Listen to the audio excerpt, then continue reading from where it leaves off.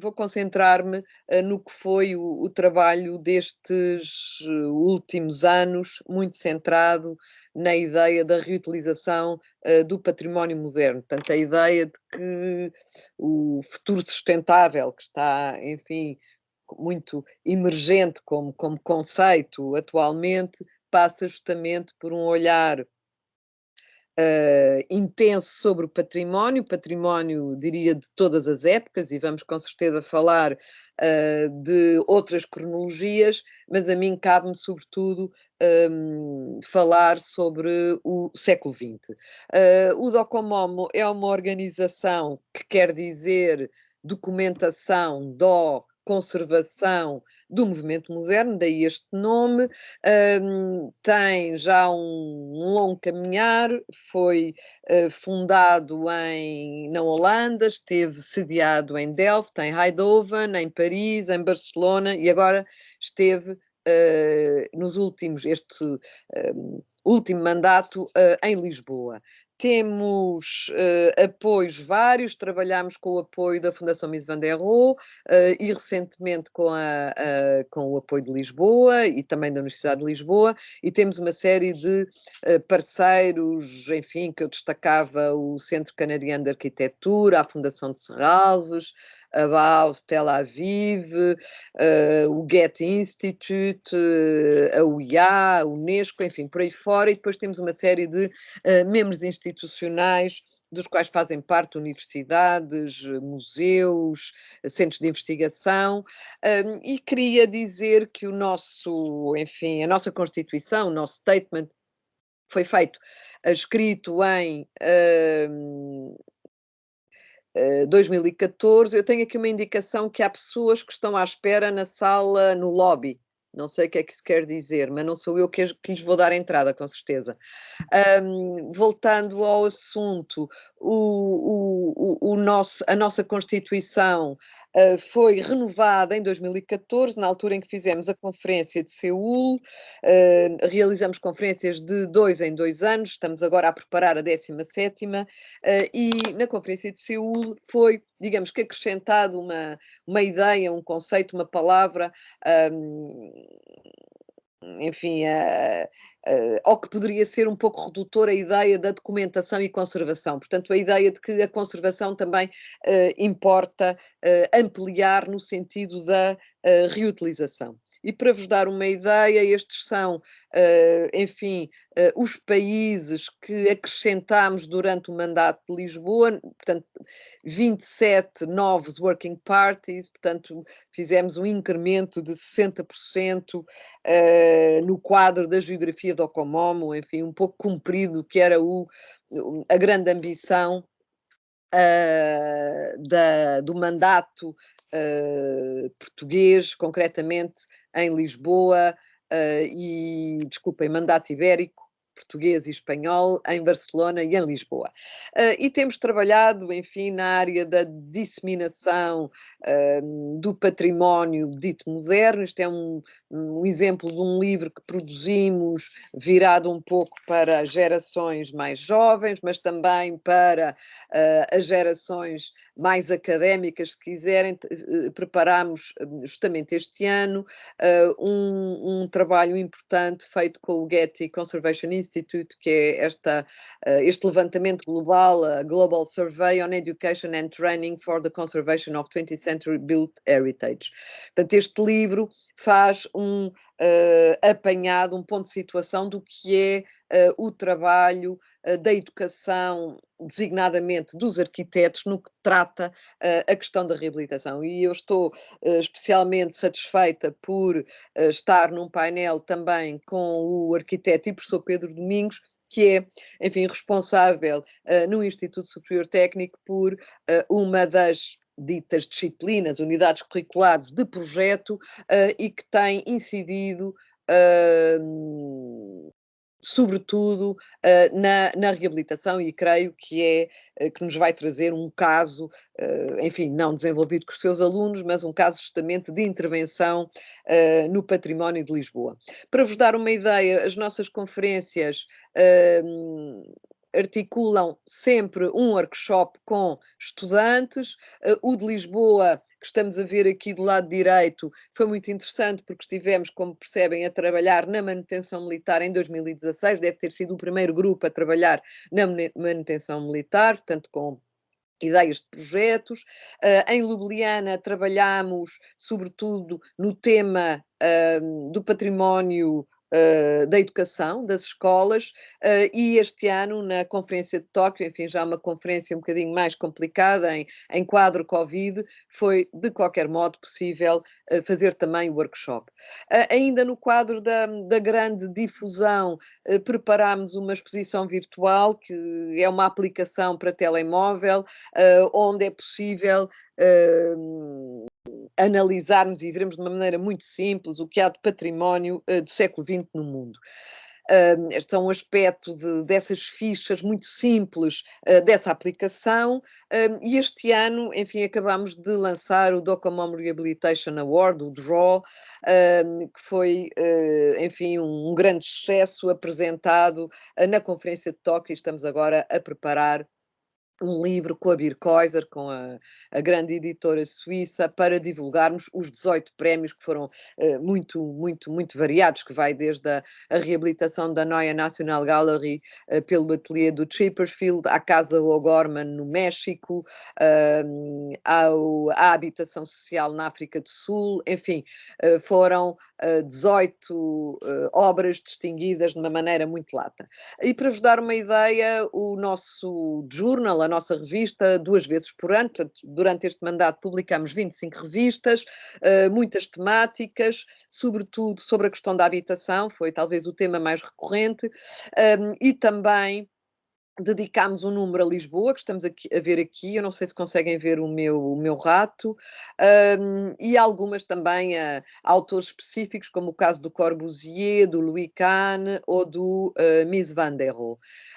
Muito recentemente trabalhámos no ano 19 sobre a questão do turismo de massas e a implicação no ambiente construído, e foi, enfim, uma coincidência, enfim, chamo-lhe só coincidência, porque dizer que é feliz é um pouco complicado, não é? Em plena pandemia, estávamos justamente a fechar o jornal dedicado à cura e ao cuidar, não é? À questão dos equipamentos hospitalares. Trabalhámos também a questão da diáspora do movimento moderno e das enfim, dos sistemas passivos de controle climático, é uma coisa muito importante e que foi desenvolvido de uma maneira muito interessante e muito inspiradora, sobretudo pelas gerações do pós-Segunda Guerra Mundial, e este é exatamente o último número, enfim, despedimos com este número sobre a questão do grande número, a habitação para todos e o modo como podemos olhar para os bairros do século XX numa perspectiva de reutilização e de reabilitação. E que eu não podia deixar de ser, fizemos uma homenagem às quadras de Brasil e a Lúcio Costa, enfim, que foi escolhido para esta portada, não é? Para a capa e contracapa. Agora, muito rapidamente, eu creio, Laura, diga-me, sobram-me que uns 5, 6 minutos para fechar, certo? Possivelmente. Bom, eu vou ser rápida, mas vou falar de alguns estudos de caso que temos acompanhado por perto, enfim, para enfim, concretizar um pouco o que fazemos. Este caso é muito interessante, ou pelo menos parece-nos a nós, o caso do Lignon, é uma cidade satélite de Geneve, daqueles conjuntos habitacionais do pós-Segunda Guerra Mundial, que estava, enfim, condenado ou vaticinado a ser implodido e destruído, enfim. E sabemos que, sobretudo em França, também no Reino Unido, estes conjuntos são bastante mal amados, e vistos como, enfim, difíceis de reabilitar. Mas neste caso aconteceu enfim, um caso muito interessante, que foi o facto da Universidade, da École Polytechnique Fédérale de Lausanne, se ter interessado por este caso e ter enfim, no seu laboratório de técnicas de salvaguarda da arquitetura moderna, estudado a fundo a possibilidade de reabilitação deste conjunto, que é um conjunto para 10.000 habitantes, com vários equipamentos comerciais, religiosos, etc., mas que colocava uma questão muito pertinente que tinha a ver com a questão de salvar da energia, da chamada do comportamento térmico, e havia a convicção que seria muito difícil e muito caro a reabilitar, ou seja, que seria muito mais económico e faria mais sentido, mais consequente, destruir e fazer de novo. E o que aconteceu foi que esta equipe, e é interessante, enfim, saudar estes trabalhos que acabam por ser colaborativos entre a universidade, os municípios, as organizações de património, enfim, e no fundo as organizações governamentais. E o que foi interessante foi que esta equipe conseguiu demonstrar que havia se calhar diferentes atitudes em relação a este conjunto, uma podia ser a manutenção, a outra o que, enfim, remise en état, a reposição do estado original, renovação e fachada nova. E, enfim, como bons suíços, toda esta matéria foi quantificada e foi tornada também, enfim, contabilizada, e o que foi extraordinário foi que este trabalho feito em 2010, que foi publicado por nós justamente nesse ano, e foi importante porque ganhou, enfim, um impacto público, e, digamos, a moral da história é que o governo, o cantão de Geneve, acabou por entender que era muito mais sustentável e muito mais económico recuperar com graus de intervenção diferentes, de acordo com aquele gráfico que vimos anteriormente, e está, de facto, em recuperação neste momento. Portanto, é um caso muito bem sucedido, ganhou o prémio Europa Nostra e foi um dos premiados também no prémio Docomomo, na categoria da sustentabilidade. E agora falar de um caso que nos é muito próximo, que é a Escola Alemã de Lisboa, em que, enfim, há um programa em 2006, 2005, a escola alemã precisa de ampliar, precisa de construir um ginásio, precisa de construir uma escola primária, porque já não consegue sobreviver com os espaços que tem. E para dizer que este programa a concurso, que foi um concurso, era uma espécie de programa impossível e, portanto, digamos que todos os projetos dos vários, enfim, grupos de arquitetos optaram pela inevitabilidade de destruir parte da escola existente, que é que estamos a ver aqui a traço branco e negro, e houve uma única equipe, que foi a do arquiteto João Luís Carrilho da Graça, que considerou que valia a pena manter.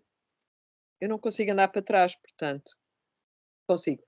Conseguiu, achou que valia a pena manter a escola original, que é do Otto Bartning. O Otto Bartning é um arquiteto alemão, foi diretor da Bauhaus, que tem um currículo pleno de escolas, ele fez centenas de escolas, e de facto muitos destes pavilhões da original Escola Alemã dos anos 50 eram muito interessantes. E o arquiteto João Luís Carrilho da Graça percebeu isso, e optou por uma solução, enfim, eu diria atrevida, mas ainda bem que o fez, porque ele agarrou, como podem ver aqui, não é este conjunto cinzento, agarrou a nova escola primária, o seu projeto de escola primária ao muro de contenção junto à segunda circular, e transformou esta construção numa barreira sonora ao mesmo tempo. E situou o pavilhão desportivo, enfim, que era o segundo volume de que fazia parte deste concurso, exatamente junto à entrada. Portanto, ele consegue colocar as duas novas construções nos limites e, com essa solução, mantém a escola do Otto Bartning. Enfim, a felicidade é que o projeto dele foi escolhido. Ele, de facto, era um projeto que estava a anos de luz de todos os outros, porque tinha optado por esta solução muitíssimo inteligente. E, portanto, temos a escola antiga renovada, recuperada, e enfim, os novos volumes, estamos a ver aqui um aspecto do ginásio e também o interior dos espaços do Otto Bartning, renovados nesta perspectiva de reutilização. E vou só falar de mais 2 casos, Laura, se me permitir, se não termino já, muito rapidamente, no Japão, para dar, enfim, uma ideia bastante global destas intervenções. O Japão, que é um lugar que partilha problemas muito idênticos aos que nós temos em Lisboa, que são as questões sísmicas.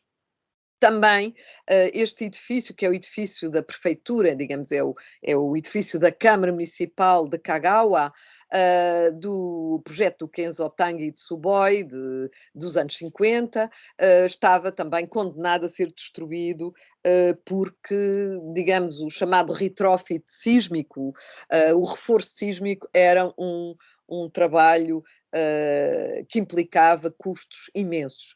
E foi muito interessante porque também com o apoio da universidade foram estudados, e nós estamos a ver aqui uma coisa muito parecida com o que foi feito no Linhó, portanto foram estudadas diversas soluções de reforço sísmico e com base neste estudo muito exaustivo foi possível recuperar este conjunto que é absolutamente fabuloso. E termino com um caso muito interessante que eu gosto de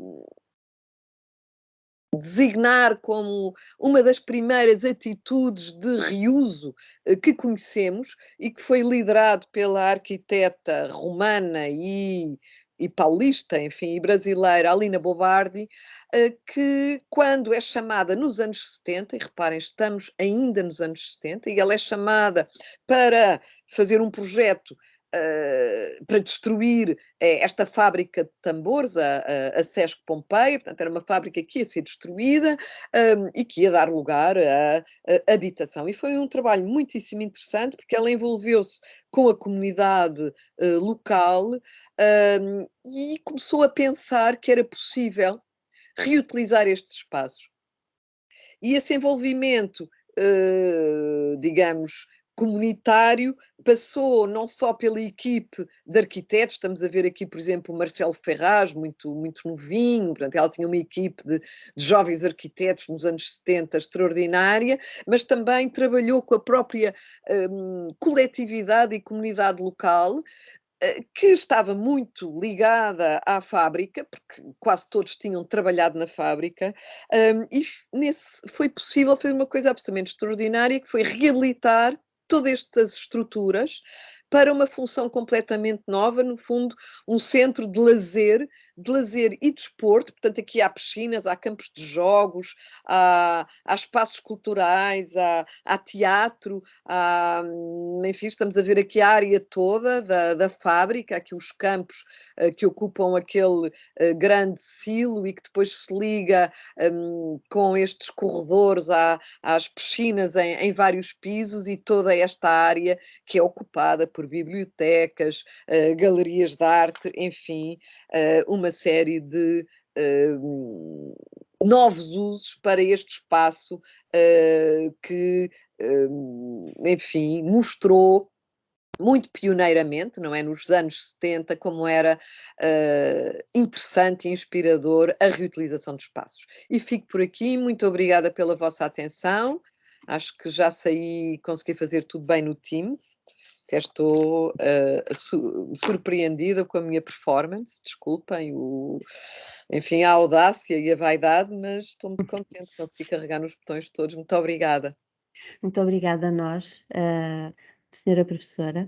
Vamos passar à comunicação da doutora Ana Caessa, que se licenciou em História, variante de Arqueologia pela Faculdade de Letras da Universidade de Coimbra em 1990. Foi bolseira Erasmus pela Faculdade de Letras e Filosofia da Universidade de Bolonha em 90. Concluiu o mestrado em Arqueologia pela Universidade do Porto em 96. Foi assistente convidada do Departamento de História da Faculdade de Ciências Sociais e Humanas da Universidade Nova de Lisboa entre 97 e 2009. É desde 1996 técnica superior de História e Arqueologia da Câmara Municipal de Lisboa.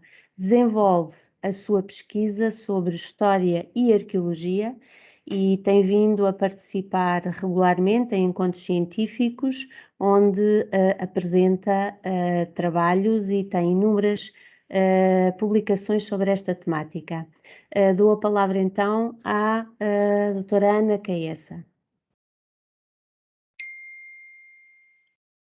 Ana, Boa tarde, boa tarde. Não está agradeço. a ver. Desculpem. Não consigo ativar a câmara. Já me vê? Ainda não? Mas já ativei a câmara. Ok. Já me vês? Começo por agradecer o convite, que muito me lisonjeia e muito me responsabiliza. Cumprimento os outros 2 oradores e a moderadora, que podia muito bem estar no meu papel de oradora a falar sobre o mesmo assunto. Agradeço imenso o apoio técnico e psicológico da doutora Ana Marçal e agradeço também a todos os que se disponibilizam a assistir a esta apresentação. Confesso as dificuldades que tive na seleção do que iria enunciar no tempo tenho disponível entre 15 a 20 minutos sobre a valorização do património edificado e arqueológico em Lisboa. Foi fácil decidir concentrar-me na valorização do património arqueológico da cidade, sobretudo no preservado, integrado e ou musealizado no espaço edificado atual. Já tenho que confessar também que hesitei entre a apresentação de um estudo de caso e uma abordagem mais global. Para resolver esta hesitação, fiz uma consulta informal aos meus vários colegas no DPU, incluindo o próprio diretor, o arquiteto Paulo Paes, a quem agradeço, e acabei por optar pela abordagem mais global, a que dei o título Património Arqueológico em Meio Urbano, a cidade como arquivo da sua própria história. Vou começar então por uma breve panorâmica da evolução da cidade desde as suas origens, destacando sobretudo as épocas que estão ausentes ou menos presentes na atual malha urbana e no edificado, e que praticamente só podemos conhecer através da atividade arqueológica, ou seja, o povoamento pré-romano e romano-republicano de meados do século II aos finais do século I a.C., a cidade romana imperial sensivelmente entre o século I depois de Cristo e o século III depois de Cristo, a cidade tardia e depois visigótica, se lhe queremos chamar, entre os séculos IV e VII, e finalmente a cidade islâmica entre o século VIII e o século XII. A cidade medieval cristã e depois os alvores da época moderna até às vésperas do terremoto, por uma questão de seleção em relação ao tempo disponível, não farei praticamente referência, a não ser num ponto ou outro que seja necessário, porque no fundo, apesar do terremoto e da reconstrução pombalina e das alterações todas, ela foi preservada, está em muitos pontos preservada, tanto na malha urbana, se em alguns pontos não foi mesmo preservada e foi obliterada, em muitos pontos ainda se encontra preservada na malha urbana atual e até no edificado. Portanto, foi uma seleção que tive que ser obrigada a fazer, dado o tempo que tinha e os objetivos que queria cumprir. Do povoado chamado pré-romano, chamado Olicipo, que os romanos encontraram na colina do Castelo, desenvolvendo-se pela vertente sul até ao Tejo, e que o reconheceram como importante em termos de localização estratégica e de dimensão, mas onde não reconheceram uma verdadeira cidade, porque ele não correspondia ao seu modelo ideal de urbes, são conhecidas arqueologicamente algumas estruturas dispersas, que na maioria desapareceram, entretanto, ou ficaram ocultas, com as marcas da grande transformação que sofreram por influência romana. Os contextos escavados e os objetos que foram recuperados nessas escavações parecem ser contudo suficientes para demonstrar a grande influência dos contactos com o Mediterrâneo Oriental deste povoado, nomeadamente com os fenícios. A transformação desse povoado nos primeiros séculos da presença romana, ainda em período republicano, fins do século II, e durante o século I a.C. Está confirmada arqueologicamente em vários locais, demonstrando, por exemplo, que a plataforma superior da colina do castelo foi transformada numa instalação militar que seguiu, sempre que possível, um plano ortogonal, apagando a ocupação anterior, mas depois, rapidamente, essa ocupação também foi abandonada, e a ocupação da zona baixa foi-se fazendo gradualmente, de forma irregular, pouco consolidada, condicionada pela topografia e talvez por pré-existências, tendo sido identificados vestígios de habitações, de armazéns e de estruturas de suporte à atividade portuária. Nos limites desta área, a oeste, como está aí assinalado na planta, no espaço onde está hoje o núcleo arqueológico da Rua dos Correieiros, identificou-se uma necrópole da mesma época, claramente posicionada numa área, então já não ocupada pelos vivos, como era obrigatório numa cidade romana. Quando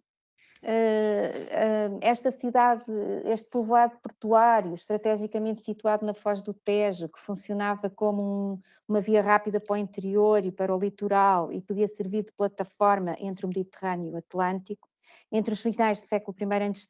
e os inícios do século I depois de Cristo, no âmbito do projeto político imperial da municipalização do Império, foi tornado oficialmente cidade capital, ou seja, a capital urbana de um município de cidadãos romanos e rebatizada para o efeito com Felicitas Iulia Olicipo. Nessa altura, a cidade teve que responder ao ideal romano da urbes, inspirado teoricamente em Roma, a capital da República Romana.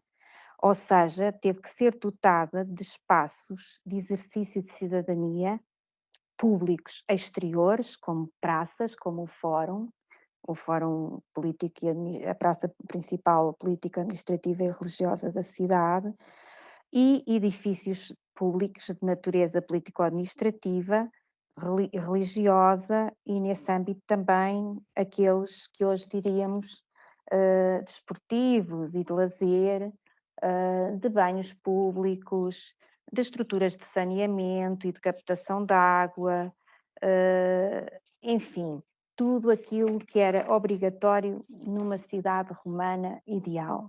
De tudo isto, que terá sido a cidade romana imperial, foram identificados, como se pode ver ali na planta, alguns arruamentos, habitações, vestígios de habitações, tanto moradias, adómos, urbana, ou daquilo que teriam sido prédios de rendimento, as ínsula, cujo resto do chão seria ocupado com lojas ou oficinas. Foram identificados grandes edifícios públicos, como o teatro e o circo. Foram identificados pelo menos 2 grandes banhos públicos, o das Termas dos Cássios, na zona da Rua das Pedras Negras, e os banhos públicos, e o que já se sabe serem banhos públicos, que eram suportados pelo criptopórtico, ou as chamadas galerias romanas da Rua da Prata. Foram identificadas várias unidades de produção, sobretudo de preparados piscícolas, mas não só. E foram identificados alguns troços de uma muralha não defensiva, terá sido de fundacional e simbólica para marcar o limite da cidade, e foram também identificadas necrópoles. Não foram identificados sítios essenciais para compreender o urbanismo desta cidade, nomeadamente o Fórum.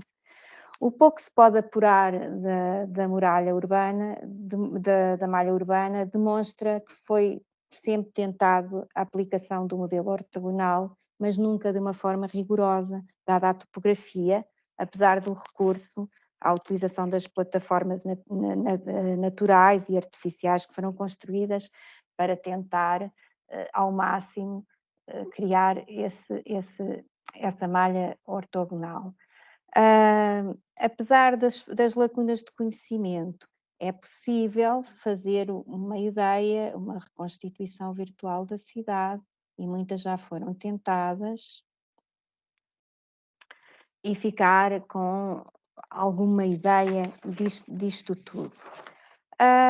Quando entramos, a partir do século, esta cidade vai sofrer profundas transformações a partir do século III até aos finais do século VII,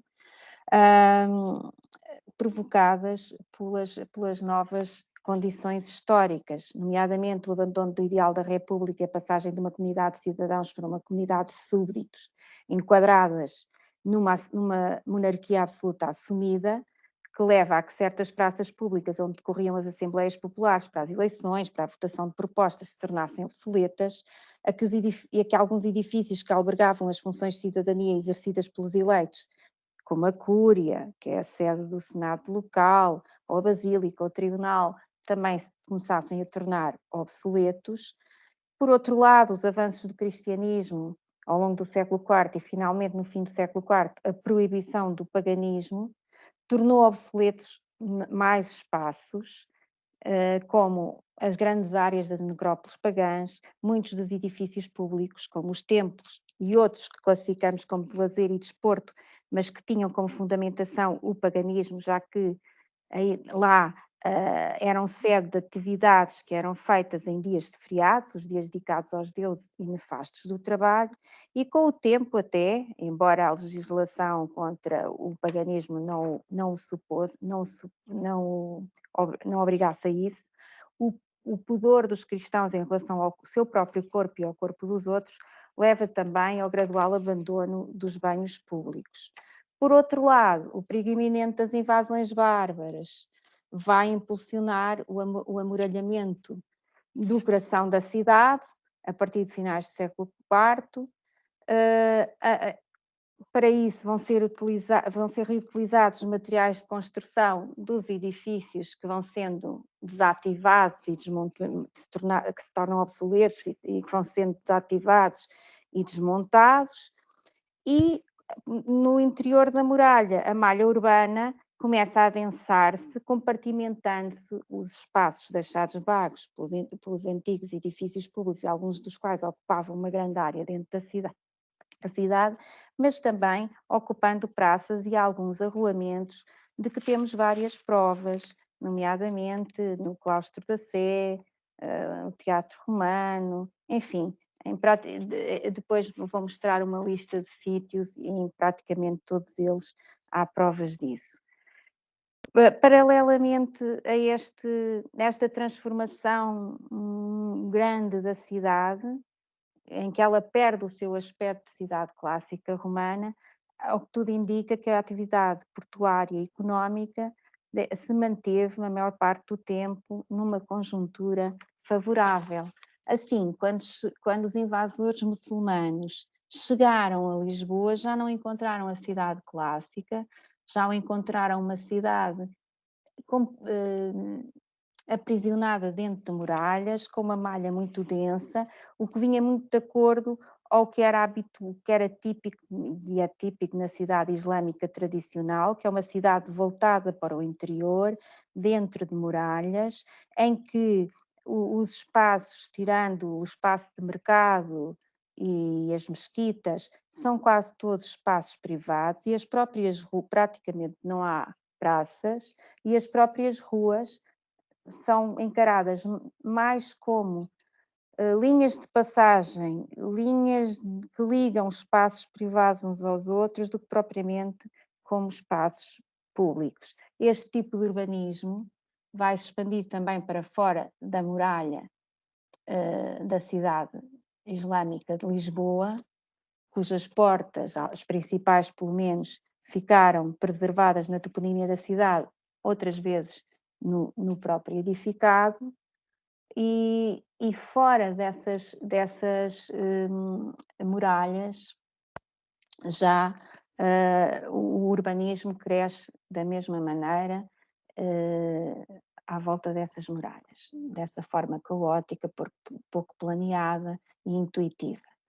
Se depois formos tentar, e vejo aqui só por uma amostrazinha da cidade, na zona do criptopórtico, chama aqui a atenção que estou a utilizar imagens feitas pelos meus colegas e parceiros do projeto de estudo e valorização do criptopórtico romano, o Pedro Vasco Martins e o Nuno Mota, que me cederam as imagens para eu generosamente para eu utilizar nesta apresentação, tento aqui com esta imagem mostrar a sobreposição do urbanismo romano e medieval Ana, moderno. nós não estamos a ver a imagem.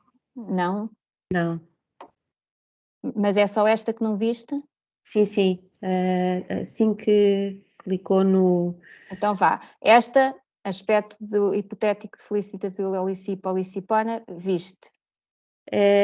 A única imagem que nós vimos foram os mapas. Quando passaste para o link, não... Não? Então também não faz mal. Era uma imagem que se via a sobreposição do urbanismo romano, do urbanismo medieval moderno e pombalino e romano, a partir de um ponto que era o da Baixa, para ver que em alguns pontos o urbanismo, os alinhamentos romanos parecem ter sido preservados na época medieval, noutros pontos não. Ou seja, todo este crescimento onde foi possível, enfim, como não vem a imagem, vou passar adiante, porque não vale a pena, não é? Pronto. Ora, tendo dito isto, Lisboa é um enorme sítio arqueológico e, como Peço tal, desculpa, é melhor voltarmos às imagens anteriores, então, não é? Continuamos a ver o quadro em branco. mas eu não consigo fazer nada. E já tive aqui a Ana e também não conseguiu. Mas vês a legenda? Nada, só se vê whiteboard meeting, mais nada.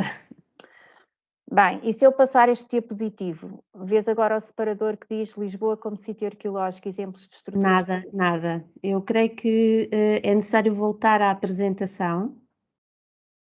Isto nunca me aconteceu, eu não fiz nada. Peço desculpa. Isto acontece. Mas não sei o que vou fazer agora. E agora, vês alguma coisa, Laura? Nada. Bem, então vamos ver o que vai acontecer. Não percebo o que aconteceu. Só um bocadinho, que estou aqui com o apoio da Ana Marçal.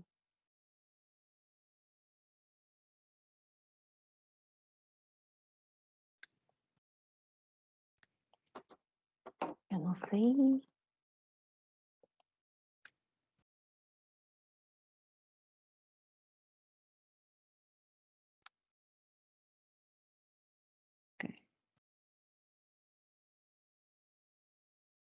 Ora aí. Ok, já voltámos à Já? apresentação. Então vou passar a correr tudo até Ok. chegar ao ponto onde estava, está bem? Exatamente, pronto. Mas É isso espero que não volte a acontecer. Pronto, e esta Ok. imagem já vem, a sobreposição, Isto pronto, sim. já falei dela, vamos adiante, tenho pouco tempo, já gastei imenso com coisas que não tive culpa. E agora, portanto, tendo dito isto tudo, feita esta breve evolução da cidade até ao fim da época muçulmana, podemos apresentar, e ignorando as épocas posteriores, que são também importantes, podemos considerar Lisboa como um sítio arqueológico enorme e, onde foi possível, ao longo do tempo, manter estruturas, preservar estruturas arqueológicas, integrando-as na cidade, de forma a que façam parte dos circuitos patrimoniais da cidade. Parto aqui novamente de uma imagem que aproveito do projeto do estudo de valorização e estudo do criptopórtico romano de Lisboa e da sua integração, em que temos que está sobretudo dedicada à época romana, mas praticamente nos principais sítios, nos sítios mais icónicos que eu vou aqui destacar, são sítios em que, na maior parte deles, o que se destaca é o período romano, mas em praticamente todos eles foi detectada uma diacronia que vai desde a época pré-romana até quase à atualidade, ou até às vésperas da reconstrução pombalina. Temos o exemplo máximo do teatro romano, que a nossa moderadora conhece tão bem. Temos o núcleo arqueológico da Rua dos Correieiros. Temos, por exemplo, Temos, por exemplo, os antigos armazéns Sommer, hoje Áurea Hotel. Temos o claustro da Sé, hoje alvo de grande polémica. Temos as termas dos Cássios, que a nossa moderadora conhece ainda melhor e que é um projeto sempre expectante. Temos a Casa dos Bicos. Temos o criptopórtico romano da rua, as galerias romanas da Rua da Prata. Temos, por exemplo, para não dar só exemplos, sobretudo romanos, o bairro medieval islâmico da Praça Nova do Castelo de São Jorge. Ora, já são em número significativo os projetos de valorização do património arqueológico na cidade de Lisboa. Alguns de iniciativa privada, como o Núcleo Arqueológico da Rua dos Correieiros, o Banco de Portugal, Museu de Dinheiro, o Áurea Museum Hotel, que é os antigos armazéns Sommer, o Corpo Santo Lisbon Historical Hotel, com troços importantes da muralha de Inosina, e temos muitos mais, outros de iniciativa privada estão expectantes e aguardam e estão a ser concebidos, e temos vários de iniciativa pública, o Teatro Romano, a Praça Nova de Castelo de São Jorge, a Casa dos Bicos, o projeto de integrado de estudo e valorização da Cerca Velha de Lisboa, sobre as muralhas, o CRLX, que é o projeto de estudo e valorização do criptopórtico romano de Lisboa, o projeto decorre atualmente no claustro da Sé, que está a ser tão polémico, e, entre outros, e finalmente o projeto de divulgação intermunicipal de Lisboa Romana. Ora, todos estes projetos, e muitos mais que se podiam, de todos estes projetos, tenho que destacar, claro, não resisto a destacar o projeto de estudo e valorização do criptopórtico romano de Lisboa, em que estive tão envolvida na parte arqueológica, juntamente com o meu colega Nuno Mota e com a colaboração do arquiteto Pedro Vasco Martins, da Forma Urbis Lab da Faculdade de Arquitetura da Universidade de Lisboa, porque que foi cuja vertente arqueológica foi submetida à DGPC como um projeto de investigação plurianual, um PIPA, e que tinha como objetivo conhecer bem o monumento, os seus limites, as suas técnicas de construção, etc, etc. O que estava, sendo um criptopórtico, um alicerce, o que estava construído por cima, que havia várias teorias, desde o século XIX, que existiam teorias sobre que edifício alicerçava o criptopórtico, e depois tinha outras valências que já não arqueológicas, como os estudos diagnósticos que resultariam em projeto de conservação e restauro, e finalmente a classificação do monumento, e depois a sua valorização e divulgação.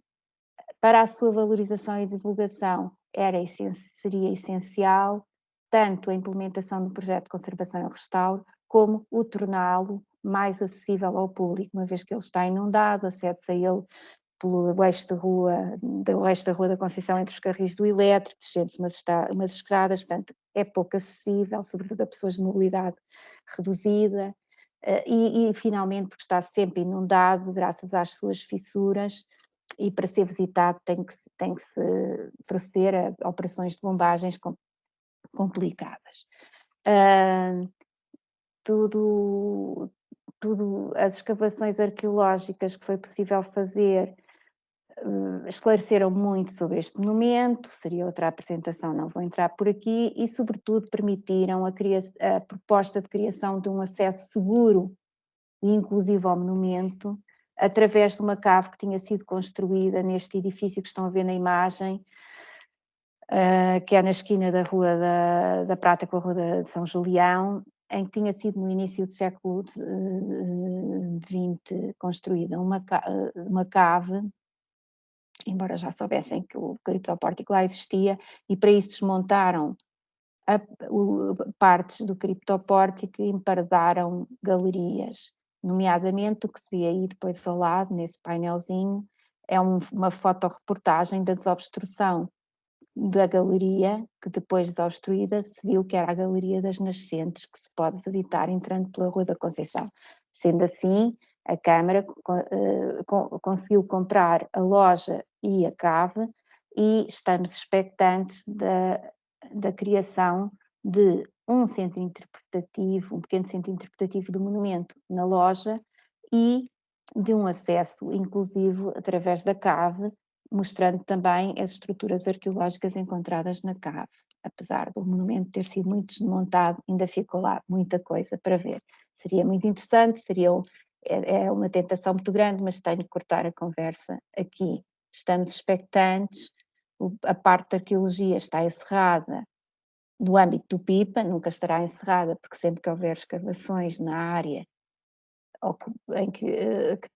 próxima do criptopórtico ou sobre o criptopórtico pode trazer mais novidades, mas terei que avançar. Ora, e põe-se a questão logo a seguir, que é muito simples, o património arqueológico, invisível, mas não só arqueológico de facto, invisível, ou mesmo desaparecido, ou muito arruinado, é valorizável? Claro que é. É valorizável, sim.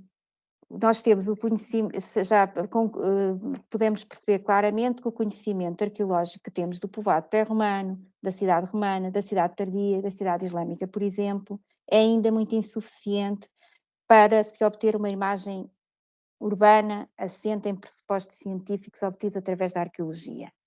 Tentar uma síntese de conhecimentos, ainda de forma generalista, é um exercício especulativo e de reflexão que deverá ser muito fundamentada nas evidências arqueológicas conhecidas, nas interpretações dessas evidências e na formulação de hipóteses apoiadas em paralelos histórico-urbanísticos.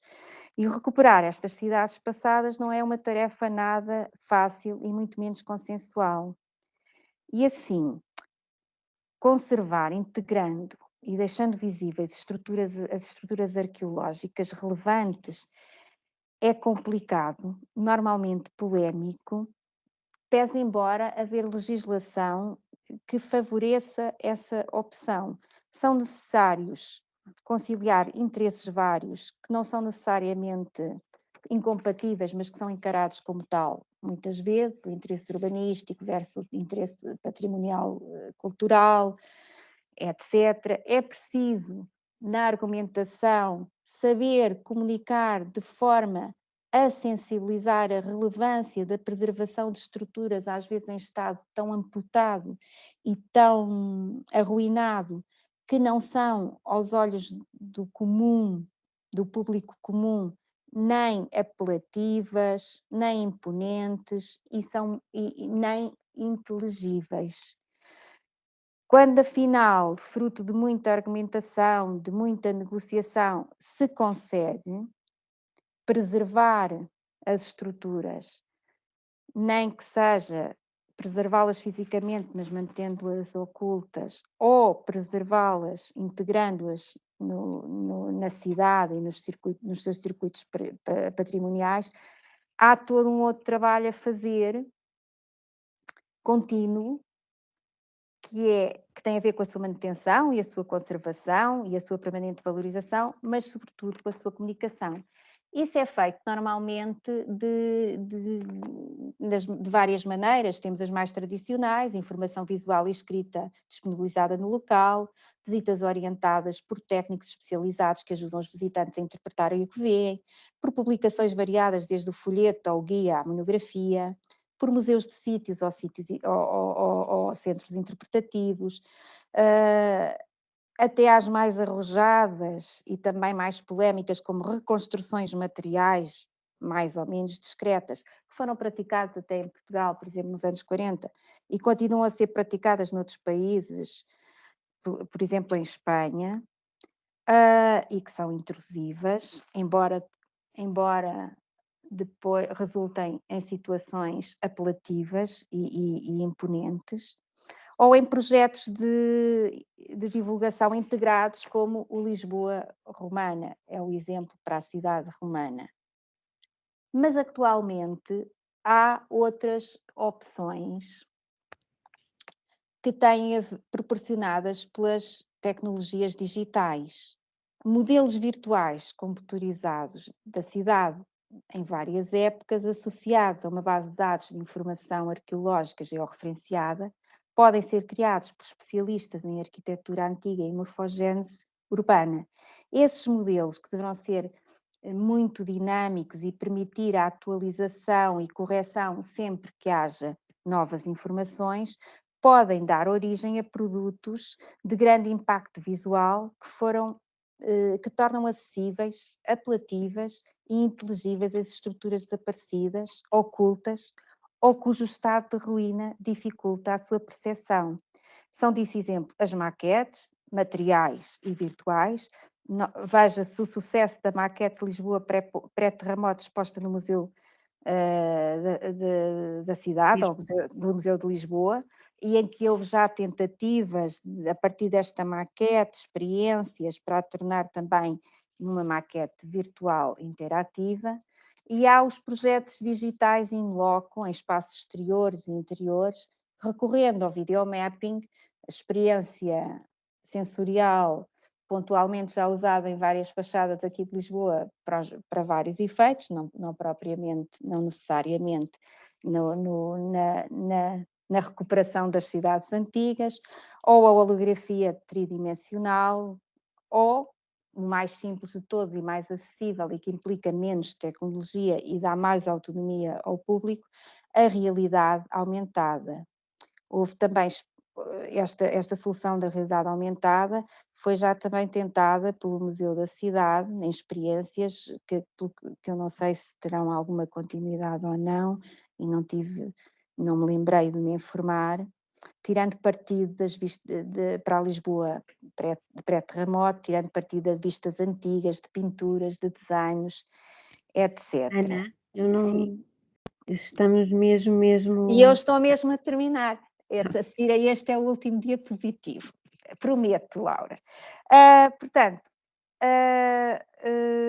muitos destes sítios que foram arqueológicos que são alvo de projeto beneficiariam muito na utilização destes meios, por exemplo, da realidade aumentada. O Teatro Romano, o circo, que atualmente nem se vê, sei lá, o Hospital Real de Todos os Santos, montes de situações em que a estrutura desapareceu totalmente, mas temos muita informação nela, ou então a estrutura foi conservada da estrutura muito pouca coisa, uma ruína, mas nós sabemos mais ou menos como ela era, e isto tornava-se muito perceptível ao público e também o sensibilizava para futuras situações, tornando menos polémicos a preservação de outros sítios. Tudo isto, aliás, vou só dizer isto, que quando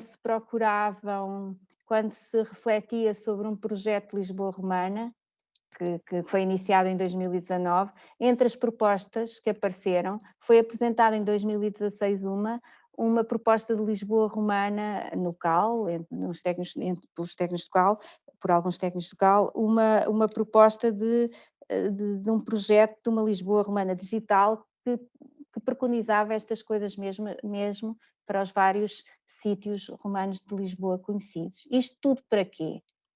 Para que, como a Sofia não fosse cada vez mais raro acontecer o que aconteceu à Sofia de Melbourne Anderson, quando finalmente foi visitar um sítio que conhecia teoricamente e intelectualmente também, que era Delfos, a 15 de setembro de 1963, e depois chegou lá, e embora fascinada com a implantação do sítio e com a ruína, se sentiu completamente perdida e desiludida, e escreveu no seu diário esta frase que eu acho fantástica, que é: como não sou arqueóloga, caminho perdida na confusão das pedras.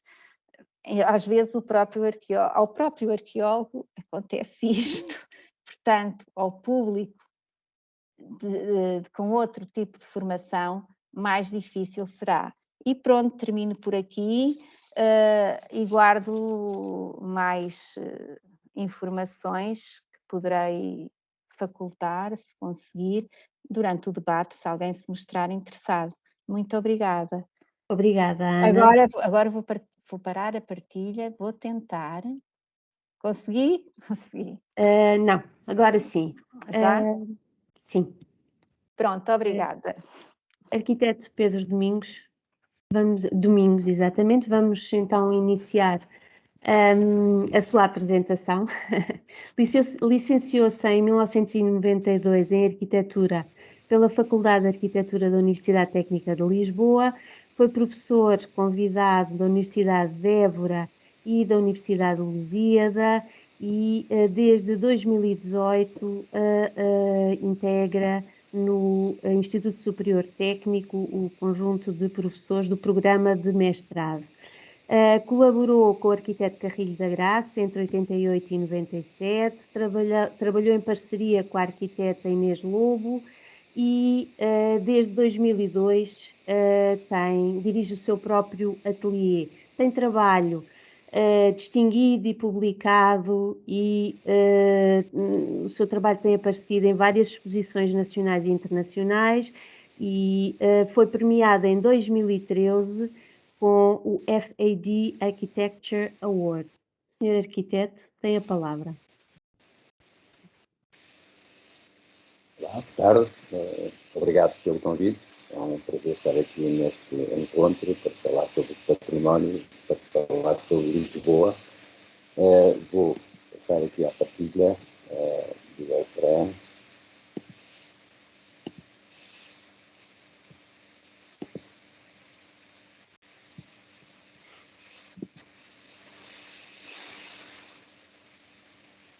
Bom, hoje o convite que me foi feito foi para falar sobre este projeto que temos estado a desenvolver há cerca de 6 anos em torno do antigo mosteiro e hospital do Desterro. Tem sido um trabalho bastante interessante que nos permitiu, no fundo, a partir deste edifício, descobrir, investigar sobre, por um lado, a relação entre este edifício e a cidade e o próprio edifício, o seu contexto, o tema da tipologia. Perdemos o som. Não sei o que é que se passa. Nós estado a desenvolver. Desculpa. Estão a ouvir bem e a ver não? Eu creio que deve ser a internet está a fazer alterações no seu som.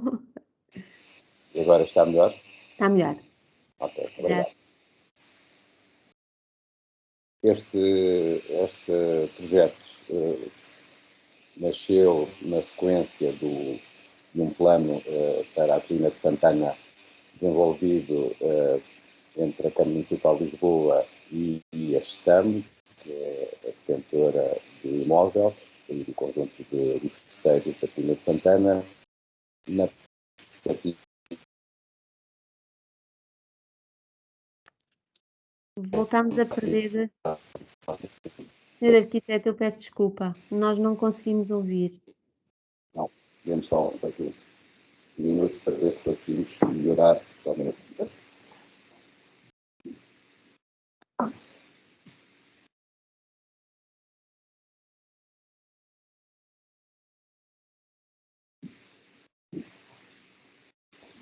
Está melhor ou não? Ouve melhor? Agora parece que Já sim. estou a ouvir melhor? Sim, sim. Ótimo, obrigado. Então, prosseguindo, peço desculpa por esta interrupção. Se não tiver ouvido, agradeço depois que me diga outra vez. Com certeza. Voltando aqui à apresentação, estava a explicar que este projeto surgiu na sequência do plano que foi desenvolvido para a colina de Santana, nesta perspectiva de esta possibilidade, com o novo Hospital Todos os Santos, poder vir a desativar os hospitais da colina. No entanto, esse plano acabou por não prosseguir em 2010 e a STAM e a Câmara de Lisboa pensaram, a partir do facto do Hospital do Desterro estar já desativado a partir de 2007, da possibilidade de fazer uma ação um pouco diferente e tentar que, a partir deste imóvel disponível para a cidade, criar um programa público e, no fundo, abrir e disponibilizar o edifício à cidade. Nesse âmbito, foi feito um protocolo entre a STAMO, a Câmara Municipal de Lisboa e a Mainside, uma empresa privada já com currículo nesta área da reutilização de edifícios, então, a empresa que liderou o projeto da LX Factory, e nesse âmbito desse protocolo fomos convidados, no fundo, a pertencer a formar uma equipa para desenvolver este projeto. Foi constituída uma equipa multidisciplinar com historiadores, com o saudoso Sarmento Matos e Ricardo Lucas Branco, uma equipa de arqueologia, engenharia e depois a equipa de arquitetura. Nós, quando chegámos ao imóvel, encontramos este ambiente, este edifício muito característico, com esta referência hospitalar, pesada, banal, onde não se identificava um mosteiro, mas sim este edifício referenciado aos anos 80 e sem grande interesse. E nessa perspectiva, o promotor pensou que, como o hospital tinha sido encerrado há relativamente pouco tempo, seria possível, com um investimento relativamente pequeno, a ideia era que se fazia aqui um investimento de cerca de 2 milhões de euros para reutilizar o imóvel, porque o protocolo era um protocolo para um tempo limitado, neste caso para 20 anos, e portanto não havia o pressuposto da reabilitação ou do restauro do mosteiro, mas sim o que é que se poderia fazer com um investimento controlado, de maneira que se pudesse realmente abrir o edifício e ele passar a ser usado pelas pessoas da cidade. A ideia inicial era que o edifício seria relativamente bom estado, tendo em conta que o hospital tinha encerrado há pouco tempo, que se faria aqui uma cosmética e que com essa cosmética depois se poderia então desencadear uma série de programas públicos e que, no fundo, se cumpria este protocolo.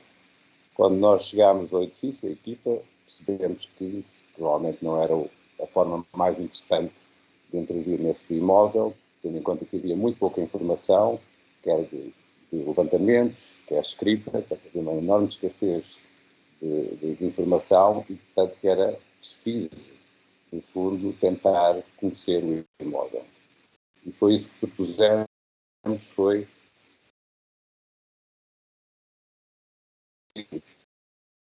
Arquiteto, voltámos a por um perder lado, no contexto da cidade. houve aqui um hiato. Está-me a ouvir agora? Agora sim. Obrigado.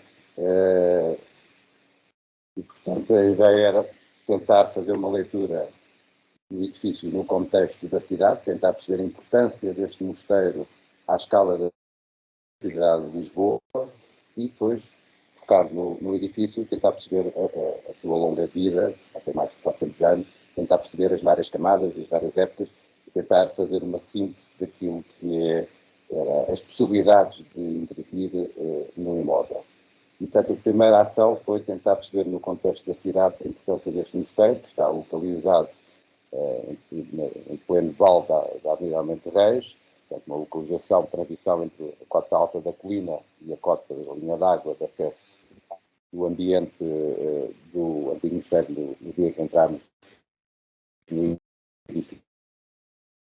Realmente esta atmosfera bastante banal de um hospital bastante desatualizado, comum, e que não era visível a estrutura do mosteiro, nem havia grandes sinais.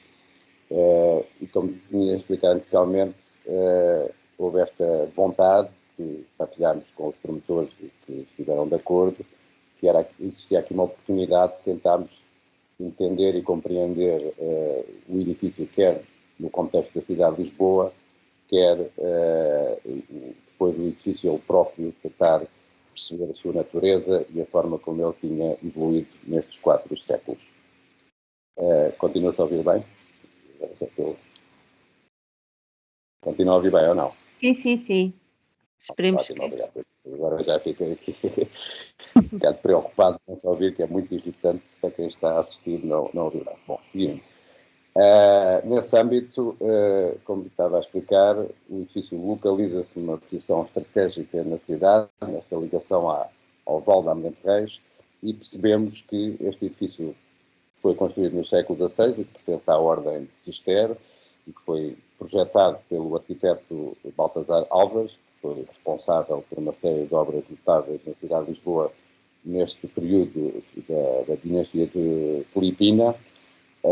E este edifício, que foi inaugurado no ano da morte de Filipe II, em 1598, parte dele, não é? Porque ele é um mosteiro incompleto, ele nunca chegou a ser construído de acordo com o projeto original, mas estamos perante a cidade de Lisboa num momento de grande força, nesta perspectiva de Filipe II e da Espanha, desta reunião dos dois impérios, do português e do espanhol, e, portanto, esta ideia que existia na altura da possibilidade de tornar Lisboa capital deste grande império e o patrocínio de Filipe II de uma série de edifícios que parcialmente estão construídos ou na sua totalidade na cidade de Lisboa e da sua realmente importância para a cidade. Este era o projeto original de Baltasar Álvares para o Mosteiro do Desterro. O que está construído é só praticamente metade e tinha esta grande ambição de um grande edifício com cerca de 100 metros por 150, com 4 claustros, uma igreja central com cerca de 90 metros de desenvolvimento e, portanto, era uma obra sólida, robusta, de grandes dimensões, com a curiosidade de ser um projeto gêmeo do Mosteiro de São Bento, na Rua de São Bento, atual Parlamento, e neste processo de conhecimento que desencadeámos, temos compreendido, quando sobrepusemos as duas plantas, que eram praticamente iguais em escala, dimensão e organização. Depois, resolvemos fazer este mapa com a ajuda da arquiteta Hélia Silva e da equipa da LX Conventos, onde tentámos representar todos os mosteiros e conventos e suas cercas e cruzar isso com a malha da cidade.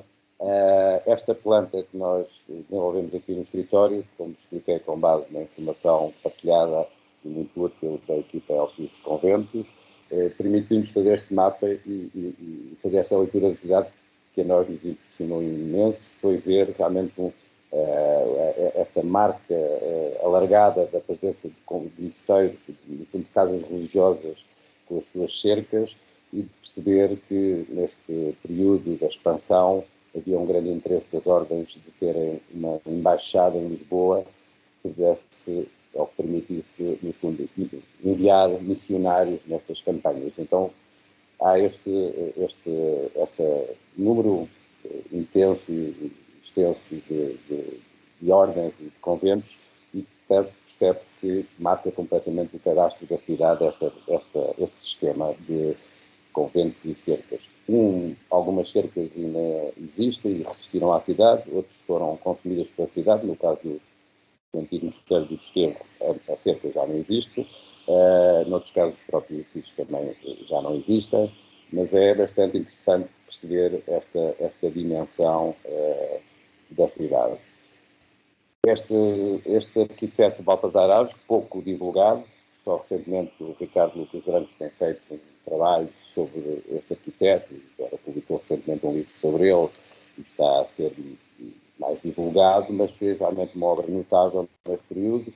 Vamos a ver São Bento e o Desterro, fez uma intervenção também em São Vicente de Fora, foi responsável por o convento de Santo Novo, um edifício absolutamente majestoso, com um claustro de proporções e dimensões invulgares, a nível ibérico, este é o maior claustro construído e, portanto, havia integrado nesta ambição maior de uma cidade com uma escala imperial, também o saudoso Palácio Corte Real, existiu pouco tempo, mas realmente continua a ser uma referência na cidade de Lisboa e na cidade ribeirinha, também de autoria de Baltasar Alves, e quando regressamos ao lugar do convento e à planta de Filipe Folk e sobrepomos aquilo que era o projeto original e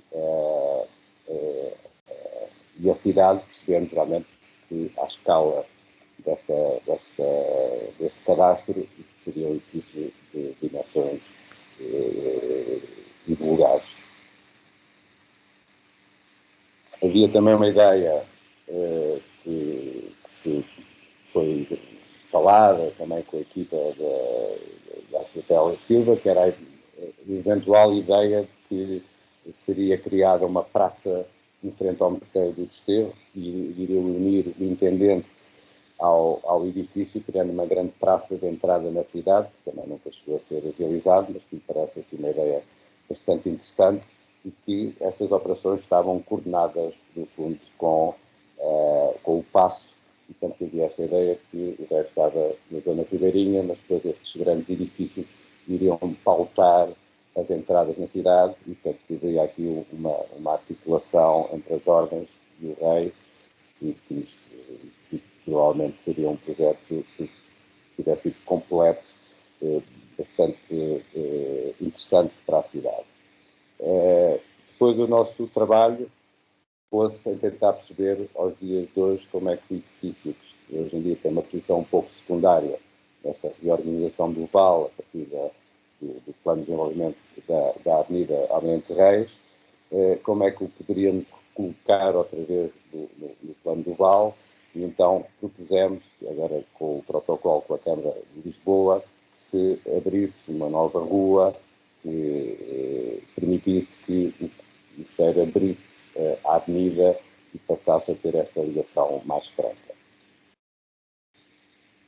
Voltando à matriz do edifício em 2007, que era realmente este hospital que durante o século XX foi, a partir de necessidades da própria evolução dos equipamentos ligados à medicina, foram consumindo o edifício, destruindo o edifício em camadas sucessivas, percebemos que, de certeza, que por trás disto teria que estar alguma coisa desta estrutura maior deste edifício.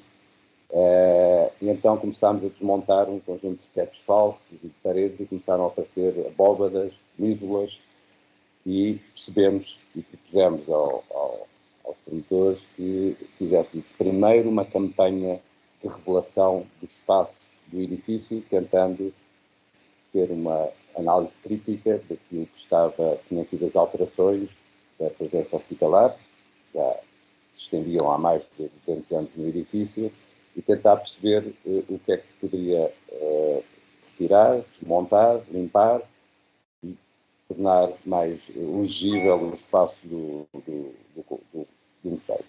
Fizemos essa operação durante sensivelmente ano e meio, em que, da anterior planta, chegámos a esta planta bastante mais limpa e clara daquilo que é o espaço do mosteiro.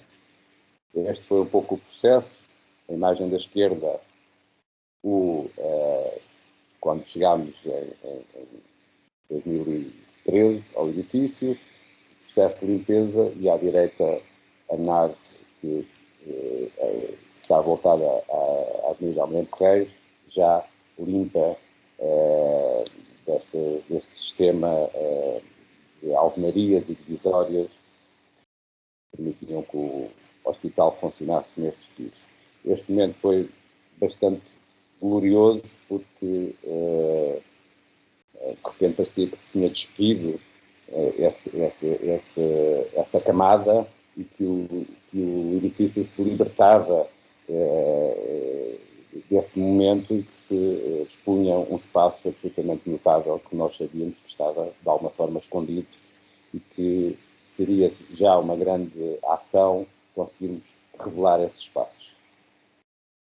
No entanto, a diferença passa a ser esta. Isto é exatamente uma fotografia do mesmo sítio, até, portanto, uma imagem de período hospitalar, e isto é já a obra que fizemos de limpeza exatamente do mesmo piso e do mesmo espaço.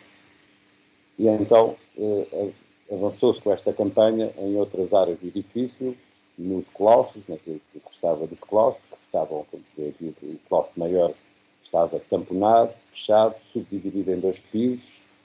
Nós fizemos uma primeira campanha de libertação do claustro, da galeria, e agora vamos fazer uma segunda em breve, que vai ser o rebaixamento deste piso, sensivelmente de 2 metros. Como se percebe nestas imagens, há uma desproporção, está acanhado para esta dimensão mais imperial, e fizemos uma sondagem e verificámos que, inclusive, as colunas estão intactas, os 2 metros abaixo da cota atual, e, portanto, temos uma grande expectativa de ver este espaço na sua proporção original. No claustro pequeno, a mesma coisa, estava tamponado, subdividido, fez-se a campanha de desmonte e apareceu este majestoso espaço, que é uma proporção.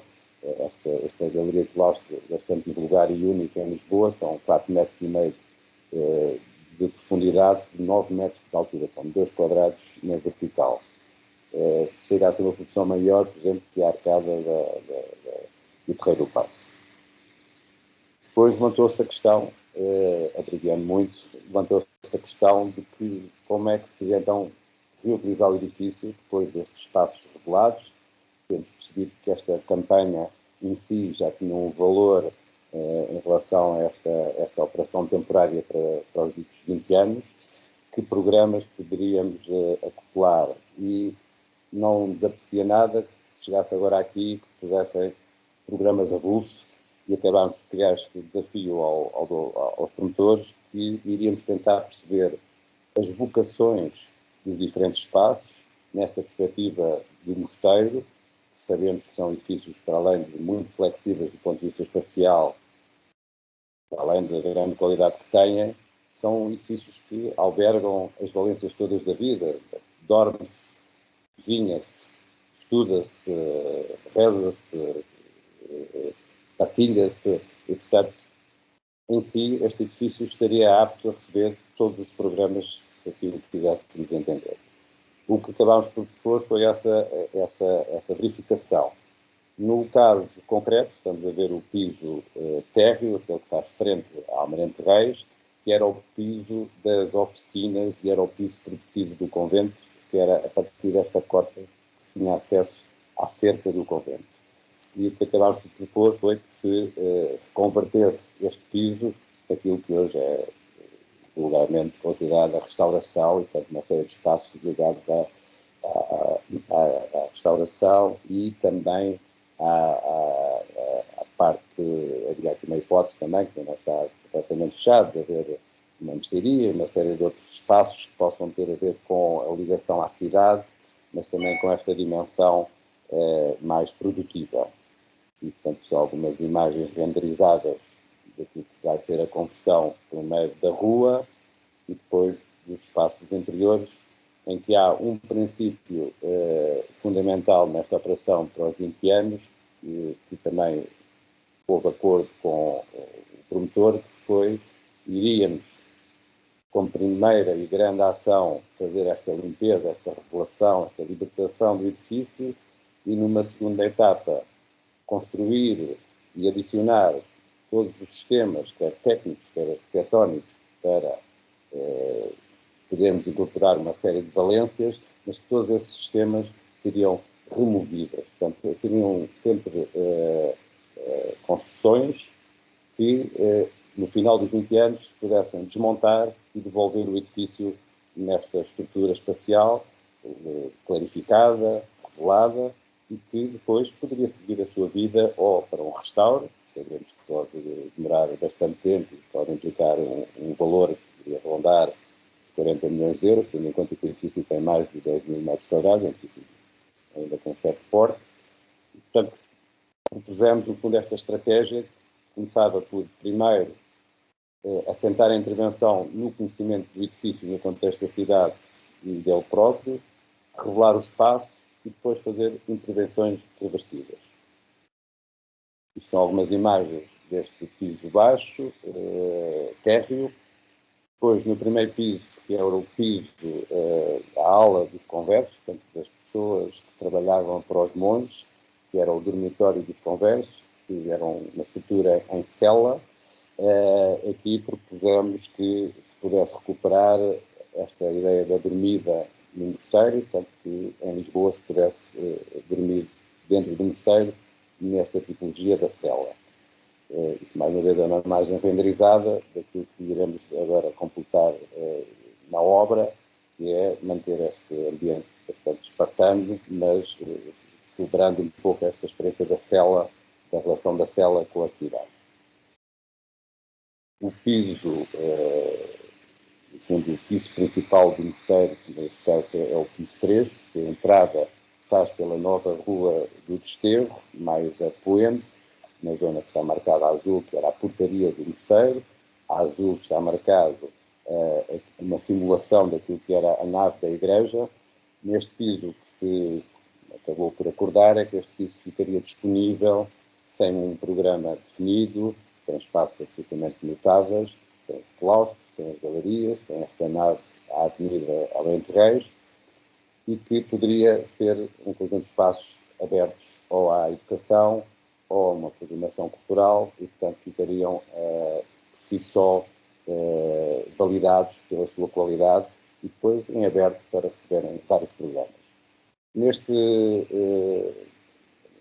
piso de referência do mosteiro, existe uma outra ideia que me agrada muitíssimo, que é a hipótese de termos estado a fazer a leitura e a compreensão do edifício naquilo que era visível e podermos criar, e já há um acordo com uma empresa de arqueologia para isso, para se criar um campo vivo e aberto arqueológico na zona da antiga igreja.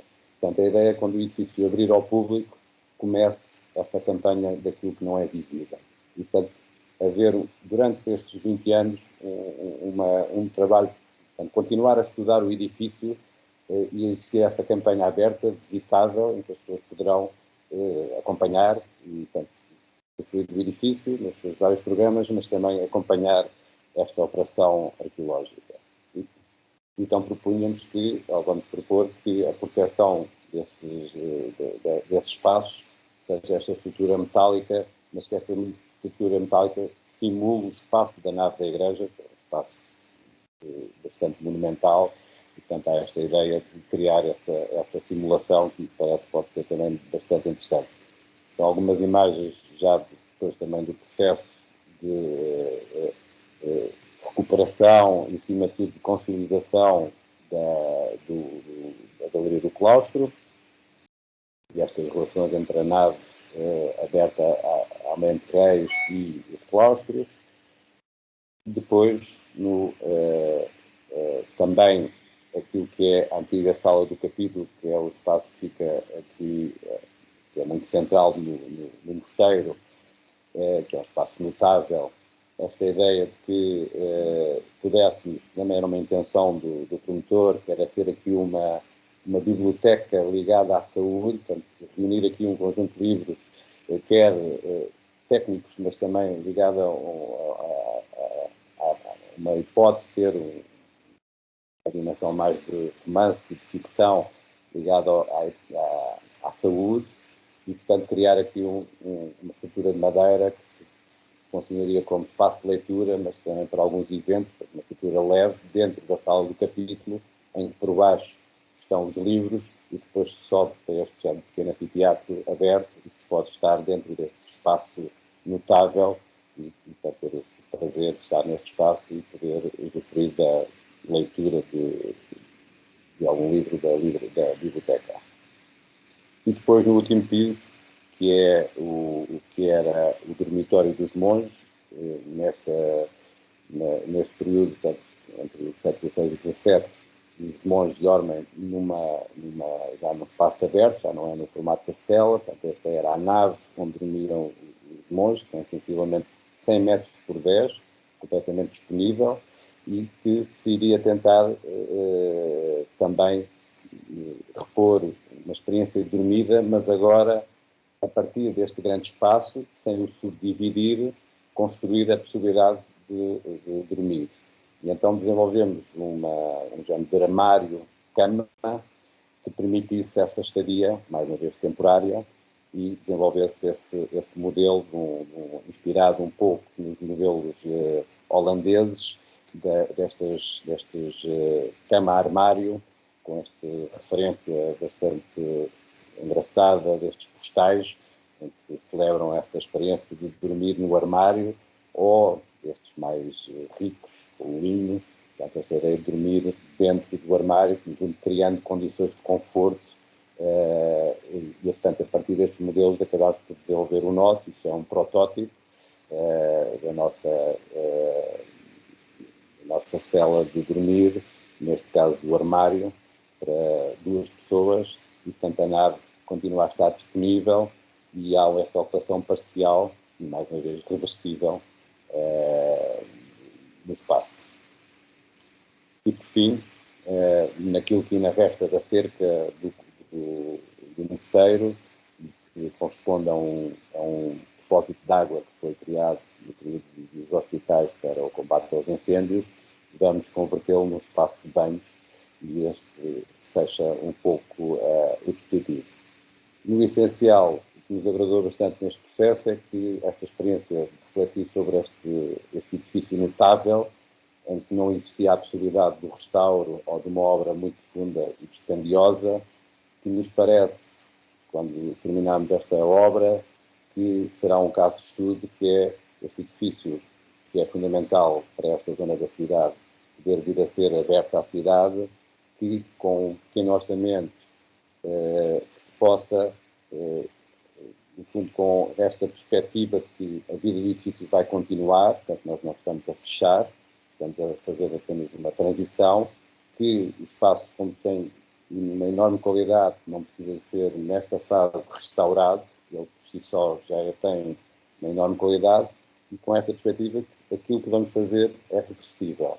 Isso deixa-nos bastante entusiasmados e confortáveis com a operação. E, portanto, temos uma grande expectativa de completar a obra e de podermos, então, verificar que esta estratégia vai funcionar e que vai ser bastante interessante para aquela zona de Almeida de Reis, do Intendente, poder usufruir deste edifício e do espaço notável que encerra em si.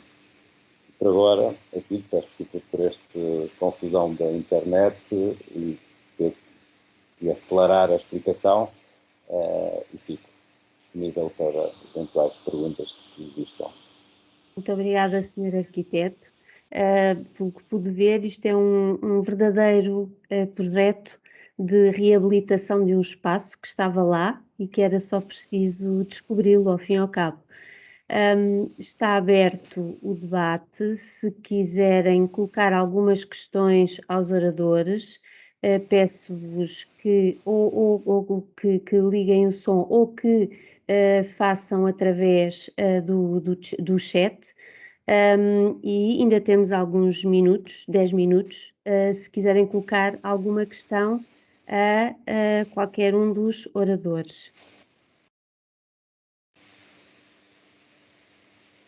Parece-me que ninguém tem questões a colocar. Eu não sei se a arquiteta, a senhora professora Ana Tostões ainda está connosco. Está? Creio que já saiu. Mas eu tenho de estar às 8 horas, é um problema. Pois, por isso eu Mas porque precisa, queria alguma coisa de mim? avançava, sim, eu avançava com uma questão que me deixou curiosa, pelo menos, em relação ao volume que foi publicado sobre Lisboa pelo Docomomo. E a publicação que referiu e que gostava de saber que edifícios é que aparecem, como é que a cidade de Lisboa aparece aí representada.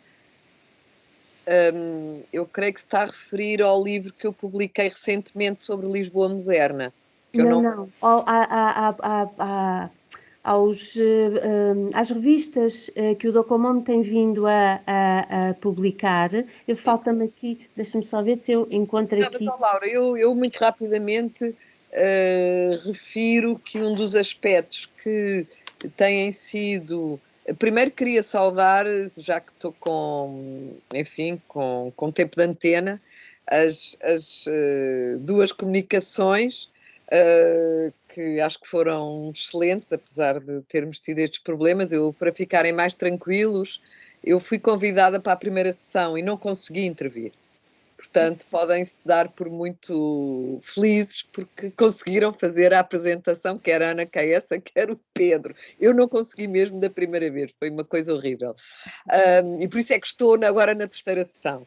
Mas gostei imenso das duas apresentações. E devo dizer que estamos todos com imensa vontade de ver o projeto do desterro acabado e ver se ainda conseguimos usar na minha vida.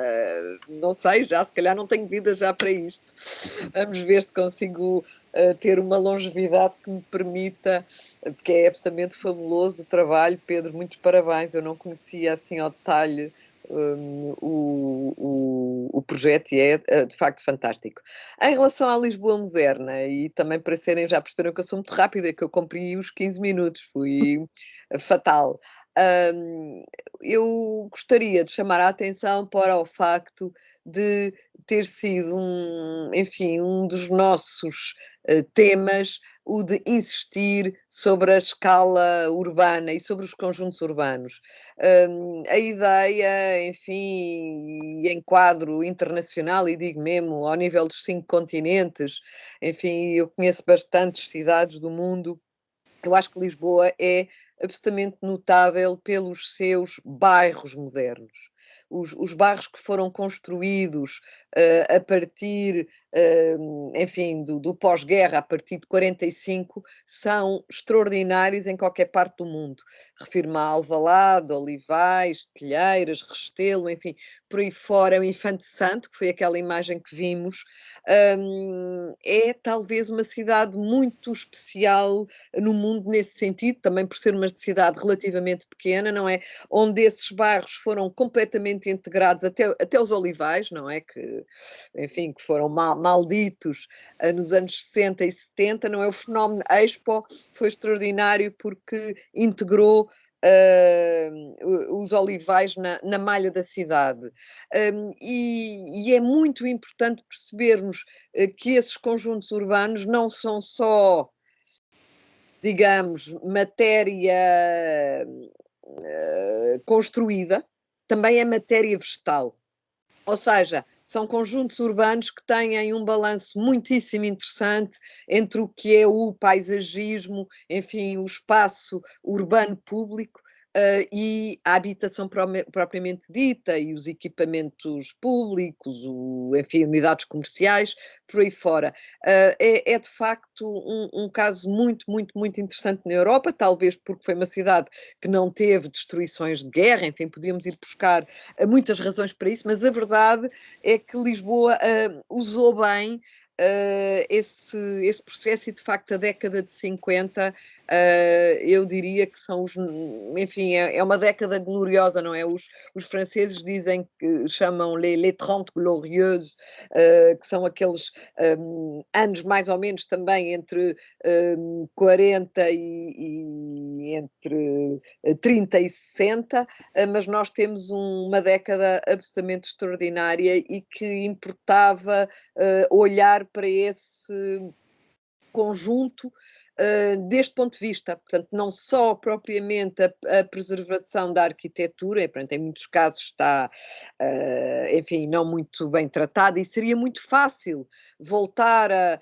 colocar no seu esplendor, enfim, ainda é muito, são as marquises, são varandas fechadas, são assim, pequenas coisas que têm muito a ver também com a educação, não é, das pessoas que acham que ganham 3 metros quadrados porque metem mais um armário qualquer para pôr sapatos, ou numas caixas, ou uma coisa qualquer, e fecham a varanda, e depois todo o comportamento térmico fica completamente alterado, enfim, com imensas consequências desse ponto de vista das energias e do conforto espacial.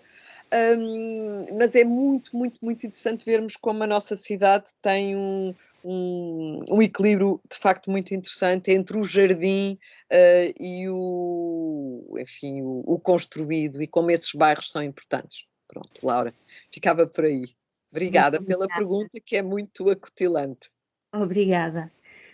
Ana, eu fiquei. Ana Caessa, são todas Anas, esqueci-me deste pormenor. Ana Caessa, fiquei com muita curiosidade em relação ao projeto do criptopórtico, que nos foi apenas, pronto, assim mostrado. Não estou a ouvir, deve ter o som desligado. Pronto. Peço desculpa. Mal. O que é que nos pode dizer mais para, quanto mais não seja, deixar-nos mais expectantes, uma vez que é uma estrutura que está lá, mas que não está? Exato. Eu tenho de dizer, quando falei no início da minha hesitação entre a fazer uma abordagem global ou apresentar um estudo de caso, a minha tendência era o estudo de caso do projeto Criptoport, como é óbvio, mas achei que se calhar não era o mais adequado, mas ainda não estou convencida, pronto.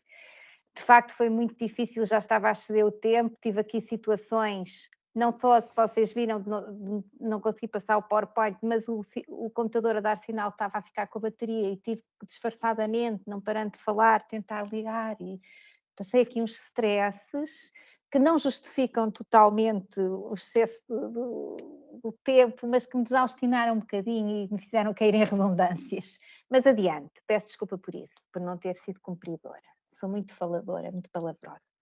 O projeto do criptopórtico nasceu a partir de uma escavação naquele edifício da Rua da Conceição, 73, 75, cuja uma parcela, que era uma lojinha pequenina, tinha sido comprada pela Câmara nos anos 80, através da iniciativa do Museu da Cidade, onde se previa que se calhar podia-se fazer por ali uma entrada para as galerias romanas sem ser pelo meio do eixo viário entre os carris do elétrico. Rapidamente, depois de ter comprado essa lojinha, se percebeu que era melhor não, porque senão tinha que se partir mais o criptopórtico para fazer uma nova entrada, então mais valia usar a existente. Quando esse edifício finalmente ficou todo nas mãos de um mesmo proprietário, excetuando aquela fraçãozinha da Câmara, mas ser um projeto de reabilitação, no sítio em que estava precisava de arqueologia e como parte do edifício era da Câmara, foram os arqueólogos municipais. Os resultados dessa intervenção, que era apenas 3 sondagens de diagnóstico para preparar o projeto de estruturas e de arquitetura, etc., deu resultados fantásticos nessas 3 sondagenzinhas, que levaram a que nós os divulgássemos logo, tivéssemos logo várias interpretações e tentássemos então propor à própria Câmara, não é? À nossa entidade, a concepção de um projeto de investigação arqueológica e não só, porque também nos apercebemos que ali na zona tudo estava a entrar em obras e, portanto, era uma oportunidade única para perceber finalmente o que se passava no criptopórtico, os seus limites, as suas técnicas construtivas, a sua cronologia e o que estava construído em cima dele e à sua roda. Estou a ouvir um barulho de fundo muito estranho, mas não fiz nada. Pronto. Não se ouve nada, está tudo bem. Ainda bem, eu ouço, pronto. E foi assim que foram possíveis várias intervenções e que nós vimos isso e preparámos um projeto de investigação, de estudo e valorização do criptopórtico. Submetemos à DGPC como um projeto plurianual, um projeto de investigação plurianual em arqueologia, o PIPA, foi aceito, foi avaliado, foi aceito, e começámos. Este projeto tinha várias vertentes, que era a investigação histórica e arqueológica, essa foi cumprida, e depois tinha outras vertentes, portanto, havia, o objetivo de conhecer, que era o primeiro, foi cumprido dentro dos 4 anos, no âmbito desse PIPA, com o apoio da Câmara, e etc., e de toda a gente. Foram estabelecidas parcerias, consultorias científicas, parcerias técnicas, internas à Câmara e fora da Câmara, etc., tudo. E depois tínhamos o outro objetivo, que era conservar, em que estavam incluídos os estudos de diagnóstico do edifício, nomeadamente o estado de conservação, sei lá, o estudo hidrogeológico, porque o edifício está a ser alagado por causa dos níveis freáticos que correm abaixo, e se calhar intromissões de esgotos, de certeza, porque isso foi uma das coisas que resolvemos. Enfim, tudo isso, depois esses estudos todos, vários, não vou agora enumerar, dariam lugar a um projeto de conservação e restauro e a uma possível proposta de tornar o edifício acessível o ano todo, esvaziando, avaliando se era possível esvaziá-lo de água de forma segura, tanto para o monumento subterrâneo, como para o que está por cima dele e a envolvente dele, como é evidente. Pronto. E, os indícios que já tínhamos, porque o edifício tem sido monitorizado há muitos anos, as suas fissuras, etc., eram muito animadores, mas era preciso serem comprovados com o tipo de estudos. Para isso tudo isso custa dinheiro, as parcerias faziam os preços mais baratos, mas não faziam, obviamente, gratuitamente, e nós candidatámos o projeto, nós, Câmara, não é? Às verbas do casino e conseguimos boas dotações. Tenho a dizer que, se não me engano, para 2018 fomos dotados com 180 e tal mil euros, que dá para imensa coisa. Pronto. E isso era para cumprir esse objetivo. Entretanto, a divisão da salvaguarda patrimonial, não é?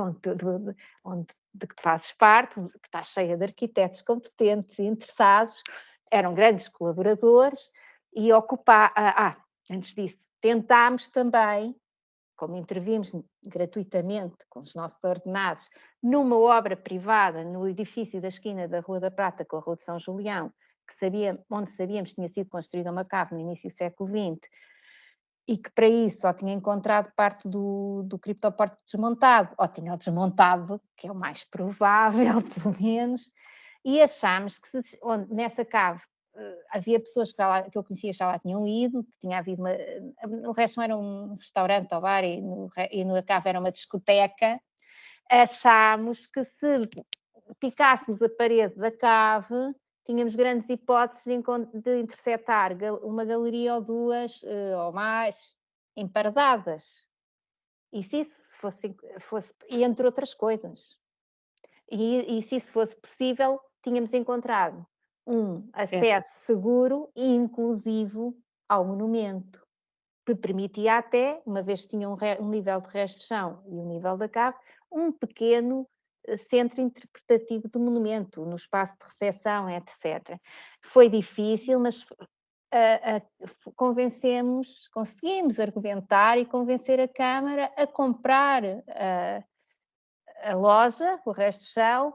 Não conseguimos que comprasse a cave toda, infelizmente, mas pelo menos metade. Só conseguimos comprar essa cave que tinha a galeria desempardada. A outra metade da cave, onde na picagem de parede, em vez de interceptarmos uma galeria, vimos em secção um dos tanques, um dos tanques perfeito, estava ali cortado em fatia, ainda com restos de revestimento interior em mármore, enfim, coisas fantásticas que ficaram escondidas do outro lado da cave, várias, mas que estão divulgadas e publicadas e devidamente registadas e que não foram destruídas, estão apenas ocultadas, estão preservadas. Um dia no futuro poderão ser usadas, que isso é uma coisa que nos descansa e faz vencer a frustração de não ficar à vista.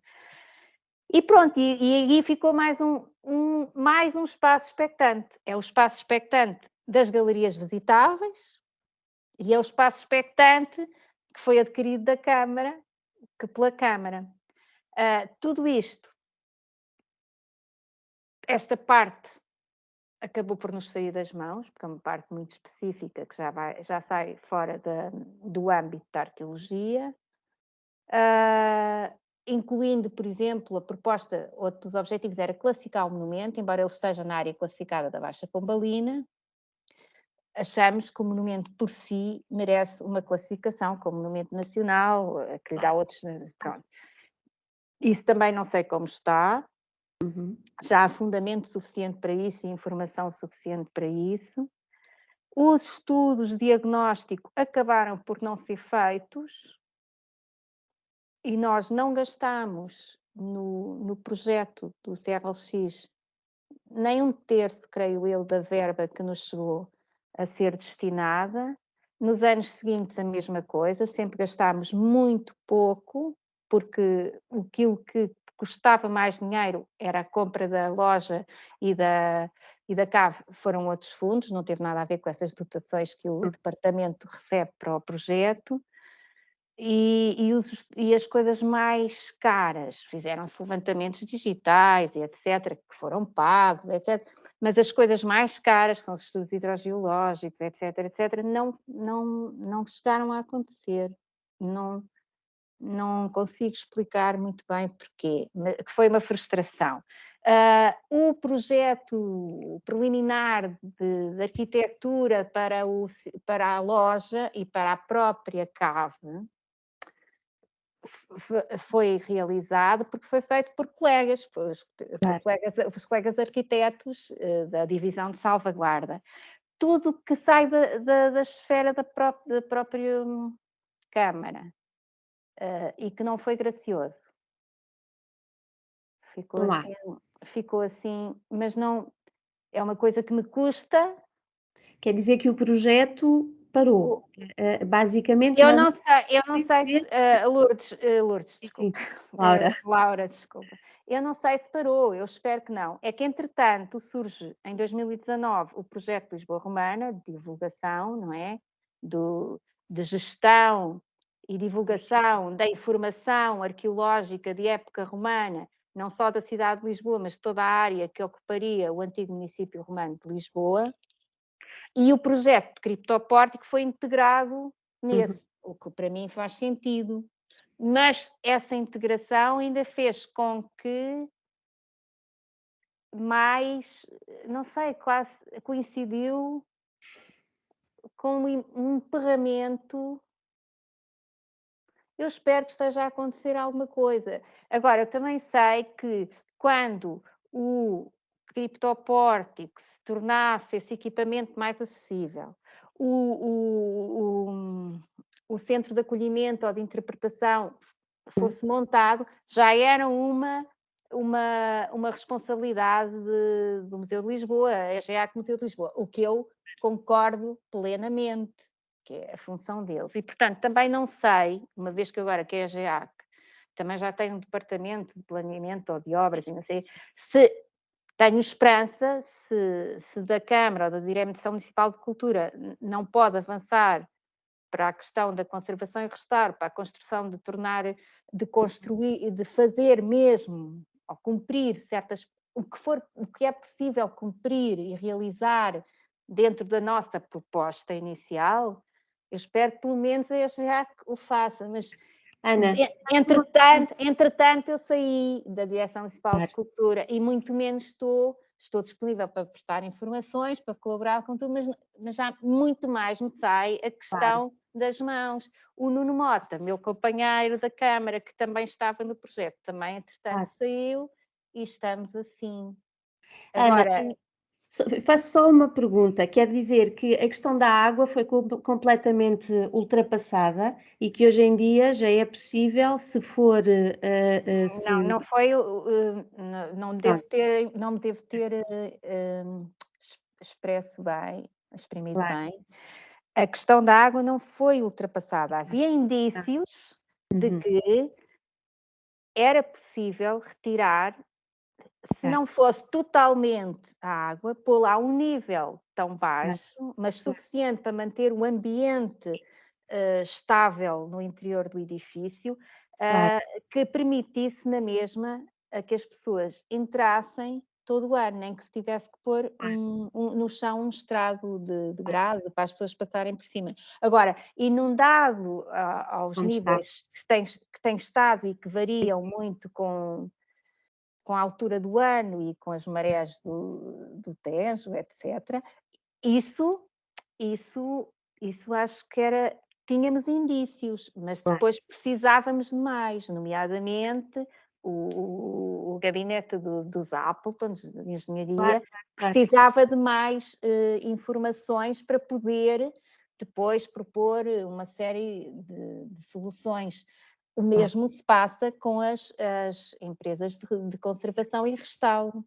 Por exemplo, como tu sabes, conheces o interior daquilo muito bem, não é? Que é uma vantagem estar a falar contigo. E que espero que os outros que não conheçam também tirem partido na mesma que eu estou a dizer. As paredes todas interiores de Capitão Porto que foram revestidas a cimento hidráulico, foi todo o interior para o impermeabilizar, para o tornar mais bonito, para o tornar mais uniforme, não sabemos, não é? E, portanto, ou provavelmente para o tornar estanque para ser uma cisterna, e depois não deu porque aquilo tinha muitas fissuras que se abriam continuamente, situação que também se tinha que resolver. A questão dos esgotos que se abriam para o criptopórtico, dos poços que se abriam para o criptopórtico, tudo isso. Ana, eu vou ter que pedir que abrevi, porque sim, nós vamos ter que está bem, claro. Isto para dizer o quê? Não temos a certeza, a situação não está resolvida, porque também os estudos necessários para termos a certeza do que se podia ou não fazer ainda não foram concretizados, poderão vir a sê-lo. Ok. Muito obrigada, Ana. O edifício está lá ainda, na mesma. Continuam a visitá-lo como faziam antes. O que eu temo, e só para terminar, é que esta situação se prolongue demasiado tempo, pondo em risco o edifício onde está a cave e a loja, porque agora, estando a galeria aberta, a umidade que estava contida dentro das galerias visitáveis passa para o edifício e pode pôr em risco, ou pode tornar um dia a recuperação desse espaço para centro interpretativo e para acesso muito mais difícil, porque ela própria terá que ser restaurada, porque já tem maldades feitas pela umidade, etc. Mas mais do que isto, infelizmente, Laura, por enquanto, mas tenho muita esperança que, exatamente, se o projeto Lisboa Romana está a fazer tanta coisa pelos recursos romanos da área da Grande Lisboa, e eu e o Nuno estamos dispostos a colaborar em tudo o que quiserem, não desistam disto. E que não se prendam àquela ideia de que é tão misterioso e maravilhoso e interessante as pessoas irem por um buraco no meio da rua e irem lá abaixo. Que acho isso. Eu já vi pessoas a descerem ao colo porque têm bengalas, porque estão numa cadeira de rodas e isso acho que é um bocado... Não há necessidade. Muito obrigada, Ana. Obrigada eu.